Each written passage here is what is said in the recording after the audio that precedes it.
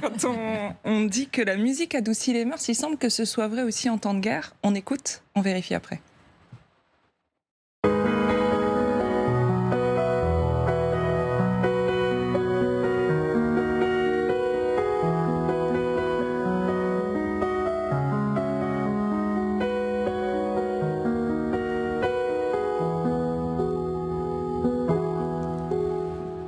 Ça fait 15 jours qu'on voit passer cette vidéo sur les réseaux sociaux. Aujourd'hui, elle cumule des milliers de vues sur Twitter, Insta, TikTok, sans compter les médias étrangers. À chaque fois, elle est reprise telle qu'elle. Il faut dire que l'histoire paraît complètement folle. Je vais vous la raconter si vous ne l'avez pas vu passer. D'après les internautes, cet immeuble que vous avez vu a été bombardé par les Russes. Le piano serait la seule chose qui ait survécu à ce bombardement. Ça a inspiré un musicien qui nous joue donc ce morceau au milieu des ruines.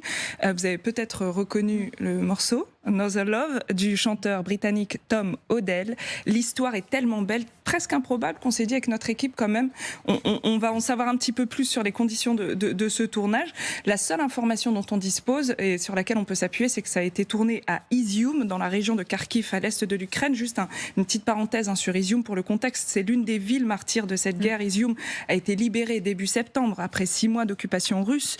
Une semaine plus tard, rappelez-vous, on y découvrait cette fosse commune avec plus de 400 civils enterrés dans une forêt. Donc on n'est pas n'importe où et le symbole est très fort. Ce pianiste était-il bien à Izium, Samira? Alors le problème avec les vidéos et les photos qui sont publiées sur les réseaux sociaux, c'est qu'elles perdent leurs métadonnées. Et quand on n'a pas les métadonnées, c'est compliqué, si vous voulez, de les géolocaliser ou de remonter à leur source. Mais grâce aux articles de presse et au travail des ONG sur place et sur ce qui s'est passé à Izium, on a vite retrouvé d'autres images, vous le voyez, des mêmes immeubles. On est bien à Izium. À gauche, il y a le reportage des ONG sur place. À droite, la photo qui circule sur Twitter. Donc on est bien dans un quartier résidentiel qui a été bombardé le 9 mars 2022, donc il y a un an. Et pour le reste des détails, c'est là que ça devient intéressant concernant le tournage.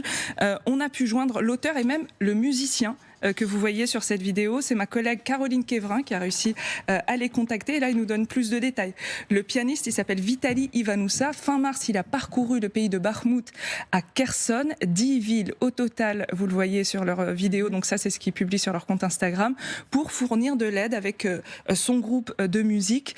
Il nous parle de 16 tonnes de nourriture distribuée. Il confirme effectivement être tombé sur ce piano dans les décombres de l'immeuble d'Izium. Donc tout est vrai, sauf la musique. Il y a eu bien un truc trop parfait dans cette vidéo. Elle a été rajoutée après le montage de la vidéo. L'auteur nous explique évidemment que l'instrument était tellement en mauvais état qu'il a fallu refaire du montage. Le piano a été, donc nous dit-il, il nous donne des détails, exposé à la pluie, à la neige, le bois était très humide, les touches étaient rouillées, il était impossible d'en jouer. C'est pourquoi j'ai dû ajouter la musique à cette vidéo.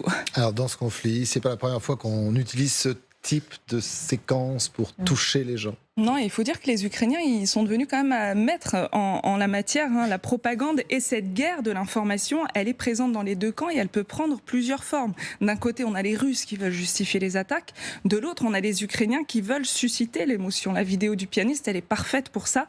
Et c'est pas la seule. On a vu des scènes d'adieu, on a vu des témoignages d'enfants pour sensibiliser sur les conséquences de cette guerre, quitte parfois à tomber sur des fausses informations dans le lot. Rappelez-vous cette image d'un enfant qu'on avait d'ailleurs fact-checké ici sur ce plateau, qui a été complètement détourné. En fait, cet enfant faisait la couverture d'un livre en Espagne en 2013, donc rien à voir avec la guerre en Ukraine. Merci beaucoup pour ce travail, merci pour vos équipes, bravo, effectivement.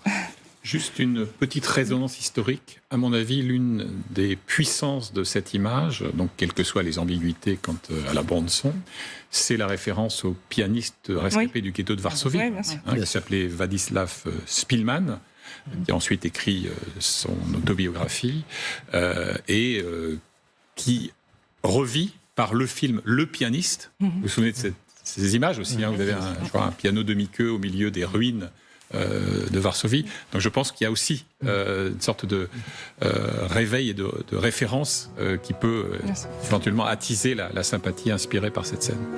Une vraie portée. Regardez ces images générales.